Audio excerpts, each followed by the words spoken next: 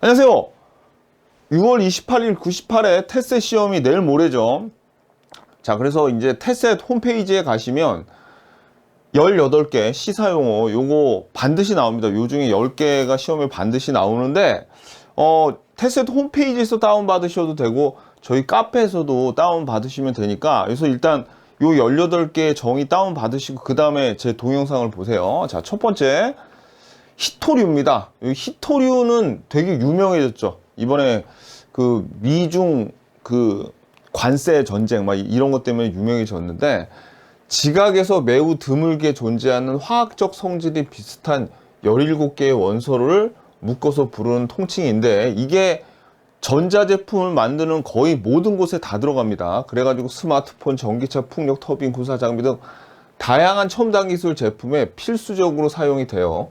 산업적 측면에 없어서는 안 될 중요한 전략적 자원이 돼가지고 이번에 미국 그 트럼프 대통령이 중국에다가 관세를 막 욕을 하고 그랬는데 중국에서는 이 히토류를 가지고 협상을 했다는 뭐 그런 말이 있습니다. 자, 아무튼 그래서 되게 유명해졌어요. 그러니까 여러분들이 여기서 뭐 이렇게 틀리게 낼 말은 없고 그냥 이런 말이 나와서 다음 중 이거에 관련된 것은 뭐 그래가지고 1번 히토류, 2번 마그네슘 뭐 그런 식으로 나오겠죠. 그러니까 뭐 그렇게 여기서 이렇게 딱히 틀리게 낼 게 없습니다. 그냥 아 이런 거구나.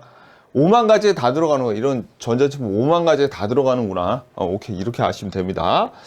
자, 넥스트레이드. 넥스트레이드는 자 국내 최초의 대체 거래소 데모. 대체 거래소예요. 대체 거래소. 자, 그러면 이 대체 거래소인 넥스트레이드는 뭐냐면 그동안 우리나라에서 주식을 사려면 한국 거래소, 이것도 알아두셔야 돼요. 원래 한국 거래소에서밖에 주식을 못 사가지고 한국 거래소가 유일한 증권 시장이었는데 이게 너무 독점적이니까 경쟁을 시키기 위해서 이 대체 거래소를 만든 겁니다. 그럼 여러분들이 이런 생각하실 거예요. 선생님, 그러면 똑같은 주식인데 여기에서 거래되는 거하고 여기에서 거래되는 거하고 가격이 다를 수가 있어요. 아니, 가격이 다를 수도 있습니다. 가격이 다를 수도 있어요. 마치 자, 그러니까 이런 거야. 여기 백화점에서 너무 물건 백화점밖에 없었어. 근데 백화점이 너무 좀 비싸게 여기 뭐 수수료나 이런 게 비싸다 보니까 이거보다 좀 더 싼 마트라는 시장을 만든 거나 마찬가지야. 그러면 여러분 봐봐요. 그 백화점에서 파는 초코파이하고 마트에서 파는 초코파이하고 가격 다르죠. 편의점에서 파는 초코파이하고 마트에서 파는 초코파이 다르듯이 가격이 다를 수도 있고요. 그 다음에 백화점은 일찍 문 닫죠. 대체거래소 좀 오래까지 합니다. 요거 마트처럼. 그러니까 이 한국 거래소는 3시 반까지밖에 거래가 안 되는데 저녁 8시까지도 거래가 돼요. 수수료도 여기가 더 낮고. 자, 그래서 근데 그런 자세한 얘기는 몰라도 돼. 우리 시험엔 그냥 이것만 알면 돼. 대체 거래소 넥스트 트레이드는 대체 거래소예요. 한국 거래소가 그동안 독점하고 있었어요. 요거 경쟁하려고 만든 대체 거래소가 넥스트 트레이드다. 딱 이렇게만 아세요. 자, 버티컬 커머스에서 버티컬이 수직이라는 뜻이죠. 그래서 수평적으로 이 상품 저 상품 뭐 다 다루는 게 아니라 여기 밑줄 보세요. 특정 분야에 특화되어 해당 분야의 상품이나 서비스를 전문적으로 제공을 하는 거예요. 무신사 같은 경우에는 옷만 다루고 요 컬리에서는 신성식품이 주력이고요. 그 다음에 뭐 우리 어떤 온라인 쇼핑몰 가보면 책만 다루는 쇼핑몰도 있죠. 온라인 쇼핑몰도 있죠. 그것처럼 특정 분야에 특화된 것만 다루는 그런 플랫폼, 뭐 그 온라인 쇼핑몰이겠죠. 그런 거를 뭐라 그런다? 버티컬 커머스라고 그런 거예요. 여기서 가장 중요한 것은 특정 분야에 특화되어 있다. 이게 제일 중요합니다. 자, 그 다음에 요 디지털 트윈은 뭐냐면 이거 트윈이 쌍둥이죠. 이거는 이거예요. 여기 동그라미 치세요. 가상 공간에 실물과 똑같은 물체를 만들었대. 그러면 가상 공간이란 곳에 이런 게 뭐 컴퓨터나 뭐 그런 걸로 그 시뮬레이션 하는 거죠. 뭐 캐드나 뭐 그런 것처럼. 그래가지고 이 봐봐. 예를 들어 자동차를 개발하는데 자동차 시제품 만드는데 진짜 엄청난 돈이 들어가잖아요. 근데 시제품 만들어 놓고 충격 시험 같은 거 하면 이거 부셔야 되죠, 실제로. 그럼 또 이거 돈 들어가니까 요거랑 똑같이 가상 공간에다 만들어 놓은 다음에 여기 가상 공간에서 막 이거 막 부시고 막 그러는 거야. 그러면 비용이 엄청 절약될 수 있잖아요. 그죠? 그래서 자, 가상 공간의 실물과 똑같은 물체를 만들어 다양한 모의 시험을 해보는 기술이에요. 그래서 실제 제품을 만들기 전 현실을 분석 예측해서 발생할 수 있는 문제점을 파악하는데 사용한다. 디지털 트윈입니다. 자, 글로벌 사우스. 글로벌 사우스는 이게 사실 보세요, 여러분들. 여기 지구가 이렇게 있을 때 여기가 지금 적도예요. 그럼 여기 요 적도를 밑으로 여기가 남반구죠. 요 위에가 북반구인데 이 북반구 중에서 한 30도 선 정도를 기준으로 이렇게 해가지고 북반구의 저위도니까 요 영역하고 그 다음에 남반구 요 영역 있죠. 요거랑 합쳐서 지구의 남쪽이죠. 남쪽인데 여기에 다 그렇지는 않지만 일반적으로 여기가 좀 개발도상국들이 몰려 있고 그 다음에 또 식민지들도 좀 과거 식민지들도 여기 많이 있어요. 그래서 이게 꼭 경제적으로 또는 지리적으로 딱 이렇게 얘기하는 게 아니라 약간 좀 이렇게 정치, 사회, 경제적인 어떤 내용들을 다 담고 있는 거예요. 약간 개발도상국이면서 옛날에 과거 식민지도 됐고 그래가지고 여기 남쪽 이 글로벌 사우스에 호주나 뉴질랜드처럼 좀 잘 사는 나라는 안 들어가. 여기 남쪽에 있으면서도 그렇습니다. 그럼 북쪽은 어때요? 글로벌 노스는 어디겠어? 아니 미국, 그러니까 사실 이게 미국이나 유럽 여기하고 이 좀 대항하는 그런 개념이에요. 그리고 중국이나 러시아도 여기 안 들어가고요. 그러니까 이 들어간다고 보는 사람도 있고 안 들어간다고 보는 사람도 있는데 왜냐면 이게 되게 옛날에 만들어진 개념이야. 한 80년대인가? 그때 나온 개념이라 가지고 정확하긴 않지만 대충 여기 그 지구의 한 남쪽 부근에 약간의 개발도상국이면서 과거 식민지였고 뭐 이제 그런 나라들을 지칭하는 거예요. 그래서 자, 여기 밑줄 보세요. 남반구나 북반구의 저위도, 요것이 시험에 만약에 출제원이 약간 미쳐가지고 고위도라고 해서 하면 틀립니다. 위치한 아시아, 아프리카, 남아메리카 등의 개발도상국을 일컫는 용어다. 밑줄 정의를 알아두세요. 그래서 인도, 사우디아라비아, 브라질, 멕시코 등을 비롯한 약 120여 개 국가가 글로벌 사우스로 분류가 되고요. 이들은 미국과 중국, 러시아 사이에 첨예한 갈등 속에서 중립 외교 노선을 추구하며 자국의 이익을 극대화하려고 하고 있대요. 요거. 그러니까 여러분들 요거를 알아요. 정의를 알아두세요. 정의를. 한국도 안 들어갑니다. 여기 한국도 안 들어가요. 일본도 안 들어가고. 자, 그 다음에 수도권 광역 급행철도 요 GTX 정도 알아두세요. 수도권 외곽하고 서울 도심의 주요 거점을 연결하는 급행철도예요. 그래서 지하철보다 빠르게 수도권 주요 도시들을 연결해 출퇴근 시간을 단축하고 교통 혼잡을 줄이는 것을 목표로 한다. 테스트 시험에 근데 이런 거를 상식으로 낼 필요가 있어. 저도 해설하지만 이거는 왜 냈지? 나 그런 생각이 좀 듭니다. 테스트 형님들 좀 용어들 있잖아요.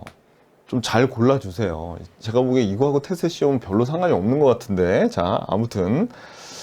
자, 보자고요. 자, 코픽스. 그래, 이런 거 좋잖아. 코픽스. 이거는, 밑줄 보세요.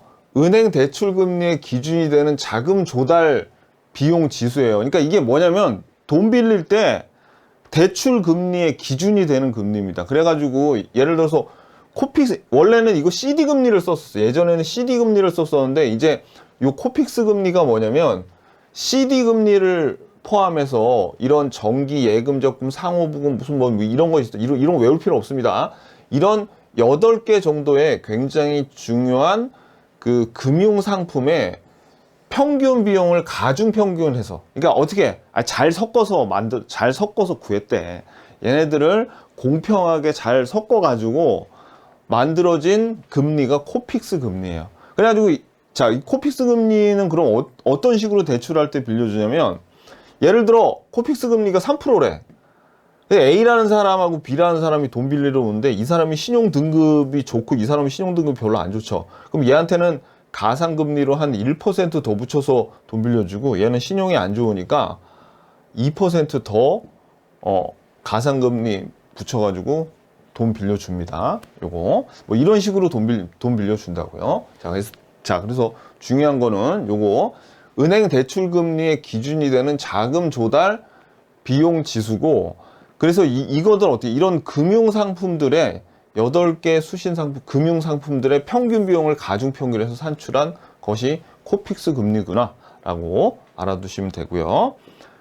자, 그 다음에 비경제 활동 인구, 요거 우리 테셋 제가 열심히 가르쳤죠. 조심해야 될 게 비경제 활동 인구 안에 실업자가 안 들어가 있는 거야. 실업자하고 취업자의 합이 뭡니까? 이게 비경제 활동 인구의 반대인 경제 활동 인구에 다 들어가는 거죠. 그래서 자, 밑줄 그세요. 만 15세 동그라미 15세 이상의 인구 중에 취업자도 실업자도 아닌 사람, 그럼 취업자 더하기 실업자가 뭐야? 경제활동 인구란 말이에요. 경제활동 인구가 아닌 사람들은 비경제활동 인구죠. 그래서 이들은 일할 능력이 없거나 일할 수 있지만 일할 의사가 없어. 자, 밑줄 그세요. 일할 능력이 없거나 첫 번째, 두 번째, 일할 수 있지만 일할 의사가 없어 구직 활동을 하지 않는 사람들이 정확하게 정의를 알아야 돼. 이 사람 그러면 시험에 이렇게 나올 수 있어요. 예를 들어 어떤 사람이 지금 구직을 위해서 이력서를 넣고 있대. 그럼 이 사람은 비경제 활동 인구예요, 아니에요? 아니라고. 왜? 지금 이력서를 넣고 있는 사람은 실업자에 들어가. 실업자 정의 저한테 배웠죠. 그죠? 실업자에 들어가기 때문에 이런 사람들은 비경제 활동 인구가 아니고, 어떤 사람들이냐면 일을 안 하고 있는데 일자리를 구하지도 않는 사람들이 있어요. 뭐 가령 학생들은 공부하느라고 일할 생각 없죠. 그리고 뭐 전업주부들, 그런 사람들하고, 또 사회적으로 제일 문제가 되는 사람들이 뭐예요? 그렇죠. 구직 단념자. 일자리를 이렇게 구하려고 하다가 그냥 구직을 단념하거나 아예 그냥 일할 생각 자체가 없어서 그냥 쉬는 그런 사람들 요즘에 많이 늘고 있잖아요. 그죠? 뭐 그런 사람들이 비경제 활동 인구에 들어갑니다. 그래서 정확하게 알아야 돼. 일할 능력이 없거나 일할 수 있지만 일할 의사가 없어서 아예 구직 활동도 하지 않는 사람이야. 구직 활동 하면은 실업자니까 여기 안 들어가니까. 오케이? 정확하게 1, 2, 3로 다 알아두셔야 됩니다. 요거. 오케이. 자. 그 다음에 차등 의결권. 요거는 최대 주주나 경영진이 실제 보유한 지분보다 많은 의결권을 행사. 자, 밑줄. 이 사람들이 경영권을 안 뺏기려고, 원래 요 주식회사에서는 하나의 주식에 한 표의 의결권을 행사하는데, 최대 주주나 경영진이 실제 보유한 지분부터 많은 의결권을 행사해가지고 경영권을 안 뺏기려고 하는 게 차등 의결권입니다. 그래서 차등 의결권은 창업주가 자신의 지분율을 희석하지 않고도 외부 자금을 끌어들일 수 있으며, 기업이 외부의 경영권 공격을 방어하고 창업자의 장기 비전을 바탕으로 안정적, 길기도 길다. 성장 때 장점이 있다. 그러니까 길게 적어놨지만 뭐야? 자기가 가진 지분보다 더 많은 의결권을 행사할 수 있기 때문에 외부로부터 돈 끌어오면 어떻게 해야 돼요? 외부로부터 돈 끌어오면 투자 받으려면 그 사람들한테도 주식 줘야 돼. 투자자들한테도. 그러다 보면 자기가 경영권을 뺏길 수 있는데, 경영권 안 뺏기고도 남의 돈 끌어쓸 수 있다는 거죠. 길게 적어놨지만. 그죠? 그러나 주주들 간의 평등권을 지나치게 해친다는 지적을 받기도 하는 게 바로 뭐예요? 차등 의결권입니다. 요거. 그래서 중요한 거는 요 정의를 알아야 돼. 아무튼 정의를 알아야 돼. 자, 휴머노이드는 정의만 그냥 아시면 됩니다. 사람의 신체와 유사한 모습을 한 로봇이면서, 그 다음에 4차 산업혁명의 기술의 집약체로 통하는데 여러 분야에 투입될 전망이래요. 휴머노이드.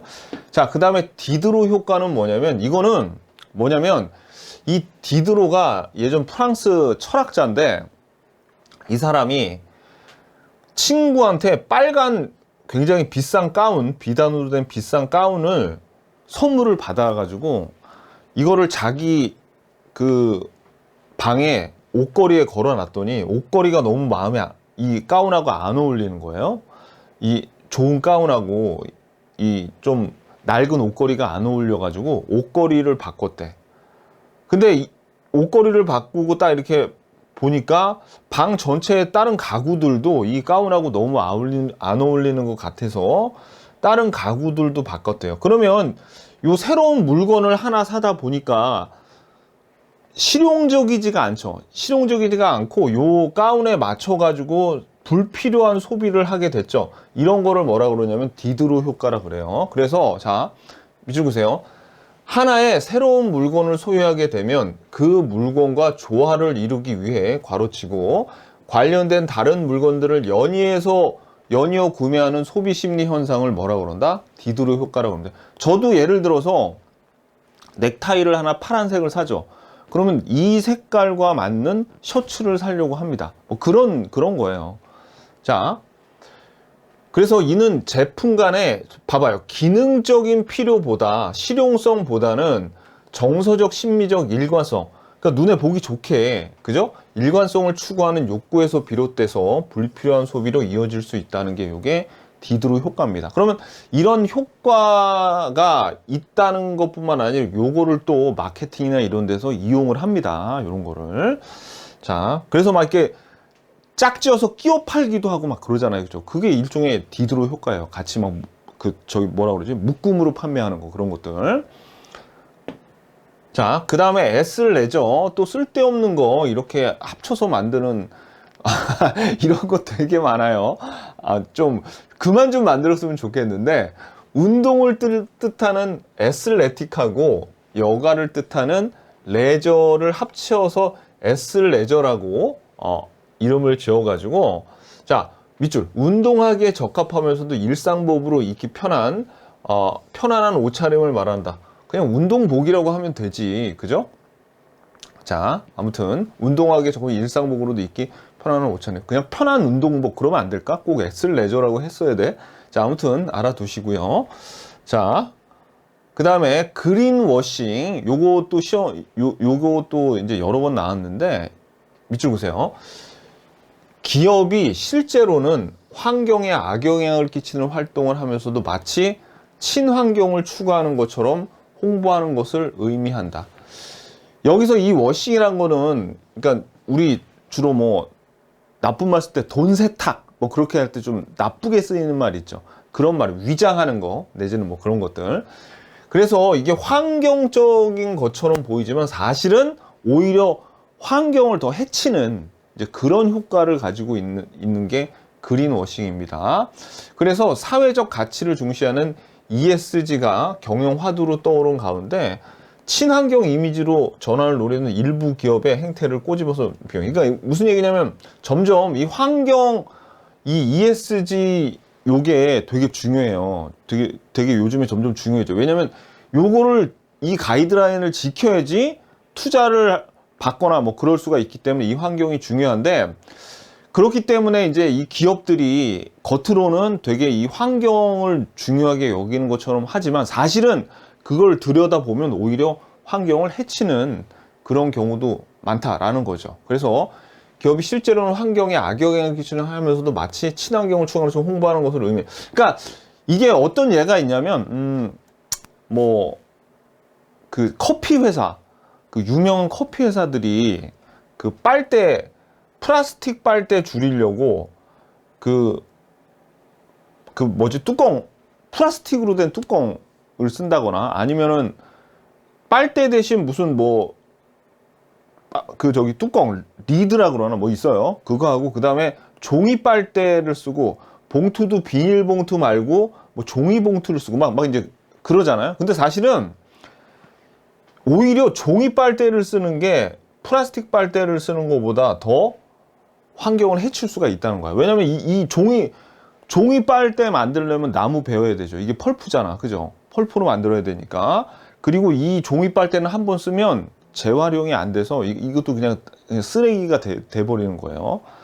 그 다음에 이 종이 빨대 대신 이 뚜껑도 오히려 종이 빨대보다 플라스틱 양이 생산하는데 그만큼 내지는 더 많이 들어가기도 하고, 그 다음에 종이봉투를 만드는데 오히려 비닐봉투를 만드는 것보다 더 대기 오염이나 그런 게 더 뭐 심하다, 뭐 그런 것들이 있습니다. 그러니까 봐봐, 여기에서 되게 환경을 생각하는 것 같지만, 일견 그렇게 보이지만 사실은 들여다보면 오히려 환경을 해치고 있는 그런 것들을 그린 워싱이라고 하는 거예요. 뭐 여기서부터 쭉 나오지만 사실 중요한 거는 요 정의가 중요합니다. 다시 읽어볼게요. 기업이 실제로는 환경에 악영향을 끼치는 활동을 하면서도 마치 친환경을 추구하는 것처럼 홍보하는 건. 자, 배드뱅크 여기 밑줄 그세요. 금융회사의 부실 자산을 인수해서 정리하는 전문 기관이에요. 그러면 봐봐요. 여기 예를 들어 은행이 있어요. 근데 여기 부실 자산이 있는데 요거를 배드뱅크에서 요거를 인수해가지고 정리를 하면 나머지 이 부실한 게 빠지니까 재무 건전성이 높아지겠네. 그죠? 자, 그래서 금융기관의 부실 채권을 우량 채권과 분리해서 처분하거나 회수함으로써 기존 금융기관이 우량 자산만을 보유해 재무 건전성을 높이는 효과가 있어요. 우리나라에서는 한국자산관리공사에서 뭐 이와 비슷한 역할을 합니다. 자, 그 다음에 지역 내 총생산. 이거는 제가 너무너무 강조하던 GDP가 한 나라의 총생산이라면 요거는 지역별로 좁혀가지고 요거를 GDP와 거의 똑같은 계산 방식으로 하는 거예요. 그래서 일정 기간, 여기서 유량이죠. 일정 기간 정해진 경제구역 내에서 생산된 모든 최종 재화와 서비스의 시장 가격의 합. 이거 그냥 제가 그 태세 시간에 말씀드렸던 GDP의 정의를 그냥 여기다가 다 그대로 해놨네. 이게 요거 하나만 바뀌었어. 뭐 경제구역이 아니라 한 나라잖아요. GDP에서는. 그죠? 그래서 해당 지역의 경제 규모와 성장을 파악할 때 사용되는 지표죠. 우리나라에서도 요 GRDP를 우리 광역시 17개로 나눠져 있어요. 우리나라가 뭐 서울 특별시, 그 다음에 뭐 울산, 그 다음에 부산 광역시에다가 도 있죠. 도, 충청도, 뭐 전라도, 경상도, 뭐 이런 식으로 요거를 17개의 광역자치단체로 구별을 해가지고 요 GRDP를 우리나라에서도 통계를 뽑습니다. 자, 그래서 요게 GDP하고 굉장히 흡사하지만 요게 뭐라고요? 그렇죠. 요거를 지역별로 나눠서 구하는 거예요. GDP를. 그렇게 생각하시면 됩니다. 자, 그 다음에 온 디맨드. 모바일을 포함한 정보통신기술 인프라를 통해, 자, 밑줄, 소비자의 수요에 맞춰서 즉각적으로 맞춤형 제품 및 서비스를 제공하는 경제활동. 주로 뭐를 통해서요?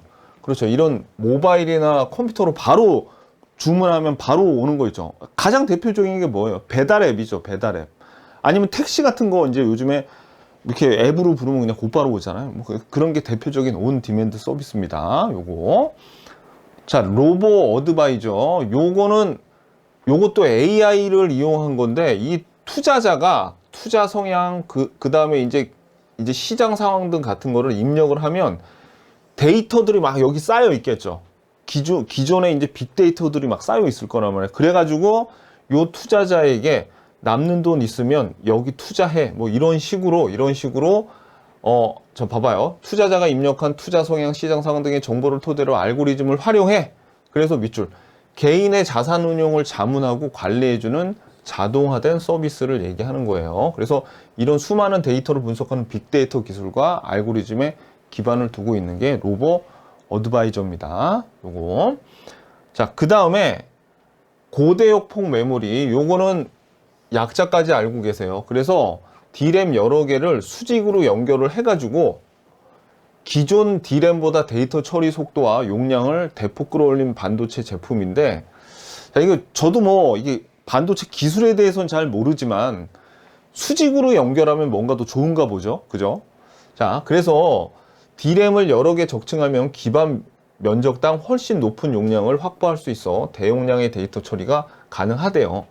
뭐 이런 것까지는 우리가 그냥 알 필요 없고, 수직으로 연결하면 좋은가 보다. 그 정도만 알면 되지. 그죠? 그 다음에 인공지능 확산과 함께 대용량 데이터 처리가 가능해서, 그래서 HBM 고대역 폭 메모리, 여기서 중점은 뭐냐면 얘네들은 대용량 데이터 처리가 가능하고 빨라. 그래서 뭐 AI에 적합해. 그래서 HBM의 수요가 급증하고 있어서 SK 하이닉스가 요게 세계 점유 1위를 하고 있는 제품이라서 이렇게 실어 놓은 겁니다. 요거. 그래서 이게 고대역 폭 메모리 HBM이라는 것도 알아야 되고 DRAM 여러 개를 수직으로 연결했어. 그래서 대용량으로 데이터 처리가 가능해서 AI하고 제일 잘 어울린대. 그게 뭐예요? HBM 고대역 폭 메모리다 라는 거를 아셔야 됩니다. 아셨죠? 자 그러면 여러분들이 아무튼 여기에서 한 10개 정도 무조건 나옵니다. 그러니까 반드시 시험 보실 때까지 기억하시고 시험 잘 보시고 합격 후기 기다리겠습니다. 시험 잘 보세요. 화이팅!